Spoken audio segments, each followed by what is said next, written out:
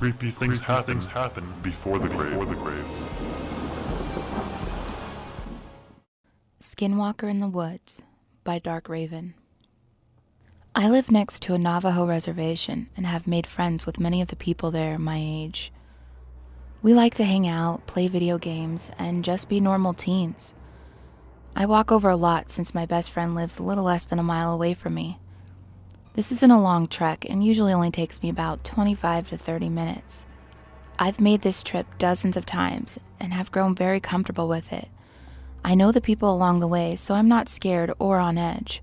There is a patch of forest, however, about midway there. It's a little unnerving sometimes. There was always that feeling of being watched. This was a regular occurrence for me, so I tried to just ignore it and shake it off, as my mind playing tricks on me. This day, I spent more time at my friend's house than I meant to, and when I left, it was already getting dark.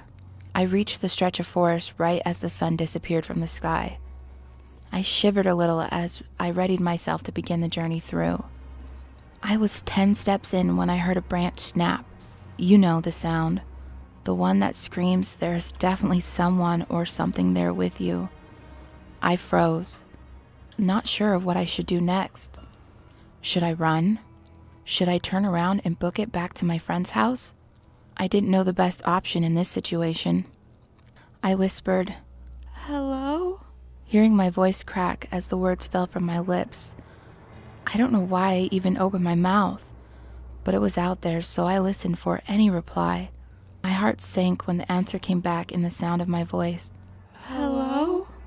I started to breathe too fast. My heart pounded against my chest. I felt like I might faint. "Hello? Hello? Hello?" My voice came again, but not from my mouth. I wanted to run, but my feet felt cemented to the ground. I couldn't scream. I couldn't reply. As my voice echoed over and over from a short distance away, I couldn't pinpoint exactly where it was coming from. It sounded like it was everywhere around me. "Hello? Hello? Hello? Hello?" It repeated. "Stop it!" I finally managed to tear from my lips. Everything went silent. For a long minute, nothing happened. The air grew still, and I realized for the first time that there was no typical forest sounds. There were no bugs, no frogs or crickets, nothing. I stood there terrified, waiting to see what would happen next. "Stop it! Stop it!" it mimicked back. I'd had enough, and I was willing my heavy legs to move. Before I could take a step, I heard rustling in the bushes 20 feet to my left. I watched in horror as a deer head with huge antlers protruding through the brush. As it came further out and stood up on twos, I took off. I flew out of those woods and all the way home in record time. I said nothing to my mom when I got there. I just went up to my room, laid down, and thought about what happened. My mother came in at some point and asked me if everything was all right. I replied that yes, I was just tired. I don't know why I didn't tell her. I guess I might have been afraid of how she would react. I called my friend and told him everything.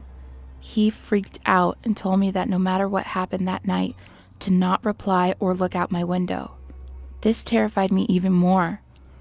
He said to call him the next morning and he would explain more, and that he had to speak to his grandfather as soon as possible. That night, I didn't sleep at all. I stayed awake listening to every little sound of the night. Around 3 a.m., just as I was about to drift off, the air changed. The night sounds quieted. I felt my heart beginning to pound. I lay there and waited, pulling the covers up over my head like a child, far too scared to move. It came after a long moment. "Hello?" I cried. It was all I could do. "Hello? Stop it! Hello? Stop it!" It mocked what I had said in the woods again. It was terrifying enough when it copied what I said, but then it did something new. It called my name. "Amy," my mother's voice. "Amy, Amy, come here. Hello? Stop it." My voice again. For the rest of the night, the creature outside my window called my name in my mother's voice and repeated what I said in the woods over and over. In the morning, when the sun broke through the dark, it finally stopped. I fell into a fitful sleep. I woke around 12 to my friend calling to tell me he had spoken to his grandfather and could explain what happened to me. He said there was a creature called the Yi Naldlushi. He was going on all fours, or a skinwalker.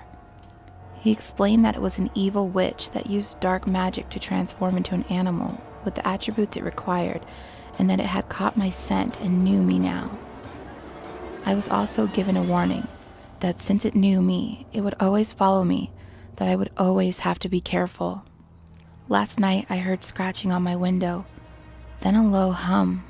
The creature began saying my name again, but also adding in things I hadn't said in my mother's